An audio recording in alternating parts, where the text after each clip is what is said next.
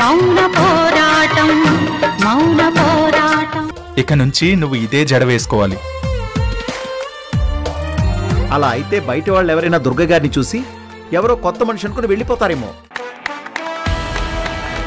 మామయ్య నువ్వు నోర్ముయ్.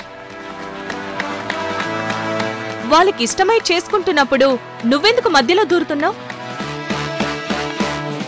అయ్యో నక్షత్ర, పాపం రఘురామ్ కనిపించింది చెప్పాడు.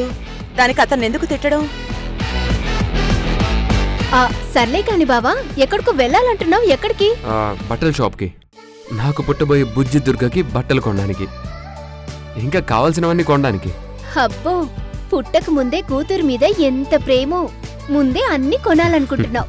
మరి మా అన్నయ్యకి పుట్టబోయేది అమ్మాయి కాదు, మా అమ్మ రూపం. పుడుతుందో లేదో తెలియని ప్రాణం కోసం చాలా కలలు కనేస్తున్నారు. కనండి కనండి, కలలు మాత్రమే కనగలరు, పిల్లల్ని కాదు కదా. సరే అవంతి, పద టిఫిన్ చేసి బయలుదేరదాం. అమ్మో, ఇప్పుడు నేను బయటికి వెళ్ళిపోతే ఇక్కడ అత్తయ్య ఒక్కరితే ఉండిపోతుంది. ఏదైనా ఇబ్బంది ఎదురైందంటే అత్తయ్య ఇరుకున పడిపోతుంది. ద్వారకా, మనం మనతో పాటు అత్తయ్యని కూడా బట్టల షాప్కి తీసుకెళ్దాం. నేనెందుకు అవంతి బట్టల షాప్కి? ఎందుకేంటి అత్తయ్యా, ఈ ఇంట్లో ఎవరికేం కావాలన్నా అన్నీ సెలెక్ట్ చేసేది నువ్వే కదా. మరిప్పుడు నీలా పుట్టబోతుందని మేం ఆశలు పెంచుకున్న పాప కోసం బట్టలు కొనడానికి వెళ్తుంటే నువ్వు రావా అత్తయ్యా? అవునమ్మా, నువ్వు కూడా రావాల్సిందే. రండి టిఫిన్ చేద్దాం. పదండి, అన్నీ చేసి పెట్టాను. పదండి రండి.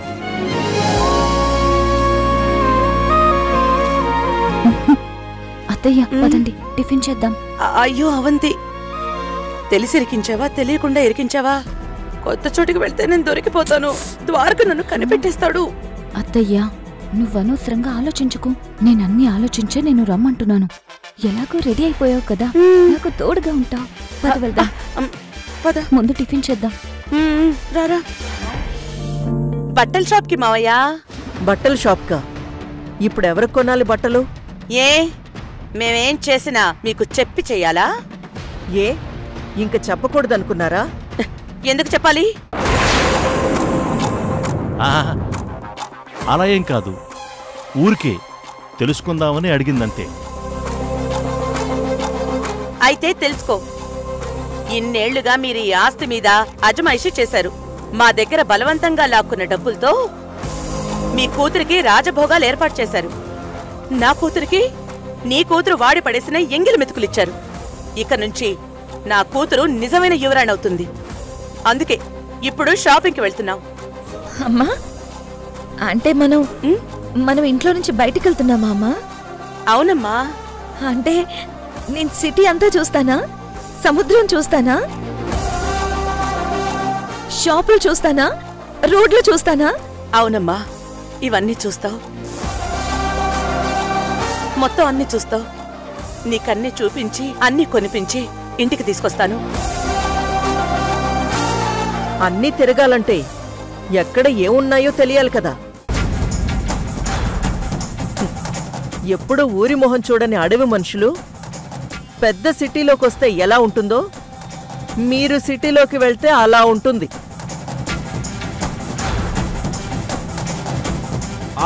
అలా ఏం ఉండదు. మాకు తెలియపోతే తెలుసుకొని వెళ్తాం. ఏమండి, వీళ్ళకి నోట్తో ఎందుకు సమాధానం చెప్తున్నారు?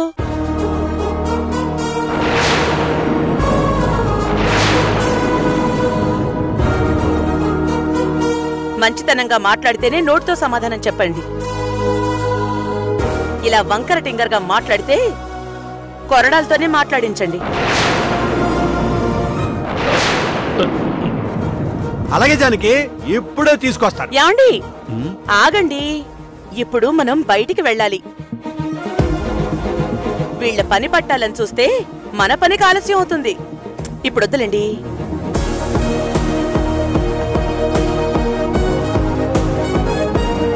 అయినా వీళ్ళకి తెలియకపోవటానికి ఏముంది? నా కొడుకు కోడల పక్కన నేనుంటాను విశాలాక్షి. నాకు తెలియంది ఏదీ లేదు ఈ సిటీలో.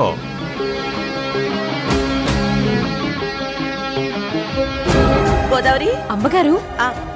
కార్తీ. ఆగు గోదావరి. నాన్న కారు పాతది జానకి.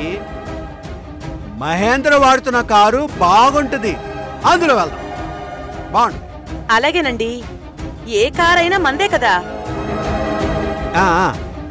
అది మా కార్, మా డబ్బులతో మేం కొనుక్కున్నది. మీ డబ్బులా? అంటే మీ అమ్మ ఇచ్చిందా? ఎవరు? విశాలాక్షమ్మ నాగేశ్వరా? దాని మొహానికి పెళ్లి కాకముందే కరెక్ట్గా 100 రూపాయల నోటు కూడా చూసుండదమ్మా.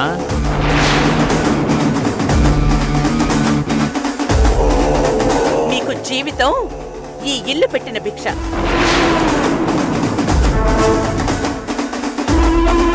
కార్ తాళాలు ఇవ్వండి.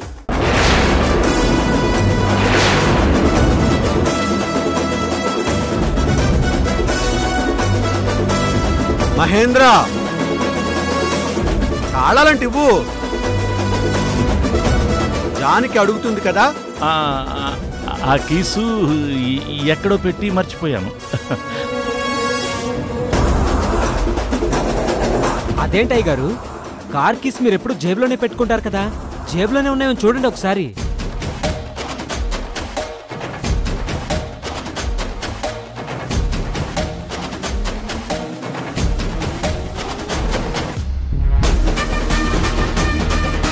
ఏంటి మహేంద్ర, సత్యనాల కోపంగా చూస్తున్నావు?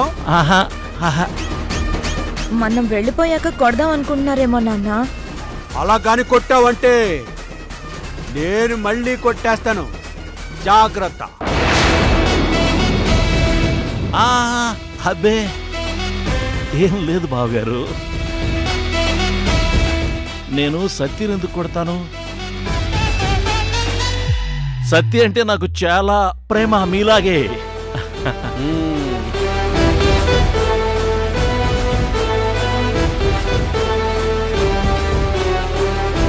నటించింది చాలే గాని కీసివ్వు. ఇస్తాను. ఎదుగో గోదావరి. పదండి మావయ్య, అందరూ వెళ్దాం పదండి. నువ్వు వాడి చేతిలో తన్నులు తిన్న తర్వాత నీలో భయం పెరిగిపోయింది. వాడు ఏం చెప్పినా దానికి ఊ కొడుతున్నావు. మరి నీలాంటి చేతగాని వాడి మీద ఇలాంటి వెధవులు జోకులు వేయక ఏం చేస్తారు? విశాలాక్షి, ఏ కోపం వచ్చిందా? బాధగా ఉందా? డాడ్, నాకు నిన్ను చూస్తే చాలా షేమ్ గా అనిపిస్తోంది. ఎప్పుడు అందరిని భయపెట్టే నా డాడ్ ఇప్పుడు ఆఫ్టర్ ఆల్ ఆ థింకర్ దానికి భయపడుతుంటే షేమ్ గా అనిపిస్తోంది. Stop it.